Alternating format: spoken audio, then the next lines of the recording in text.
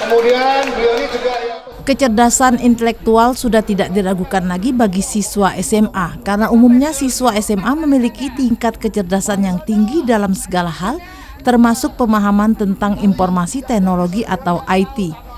Meski begitu, siswa ini harus dibentengi dengan mental yang kuat sehingga siswa akan mampu menghadapi berbagai tantangan di era globalisasi saat ini.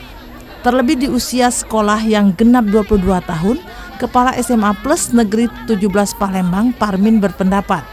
Di usia sekolah yang genap 22 tahun, Kepala SMA Plus Negeri 17 Palembang, Parmin berpendapat soal kecerdasan siswa tidak diragukan lagi, tetapi perlu diperkuat mental dan akhlak agar terhindar dari pengaruh informasi yang masuk ke Indonesia. Dengan mental yang kuat, siswa akan siap menghadapi tantangan arus globalisasi. Anak-anak ini kalau dari sisi intelektual kecerdasannya udah luar biasa. Saya ingin mereka ini mentalnya yang kuat, daya juang yang kuat, tahan gangguan gitu ya. Kita ingin sesuai dengan komitmen sekolah, disiplin, komitmen, tanggung jawab, jujur. Kita tanamkan betul. Saya juga tidak mau anak-anak kita ini cengeng. Anak-anak yang tergantung selalu ke orang tua, tergantung ke guru, tidak boleh, harus mandiri. Kita tidak ingin juga anak kita cerdas tapi tidak punya arah, tidak punya pendirian. Selaku guru pertama di SMA Plus Negeri 17 Palembang, Agus Budianto berkomentar, banyak perubahan yang terjadi di sekolah ini baik sarana, guru, dan mutu pendidikan.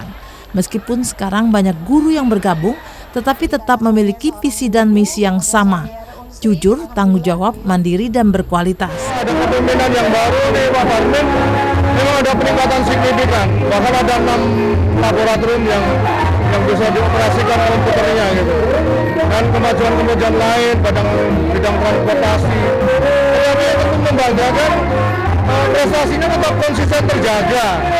Menurut saya masih terjaga, masih konsisten. Di usia ke-22 tahun, SMA Plus Negeri 17 ini merupakan momen mempererat tali silaturahmi antara guru, siswa, dan alumni.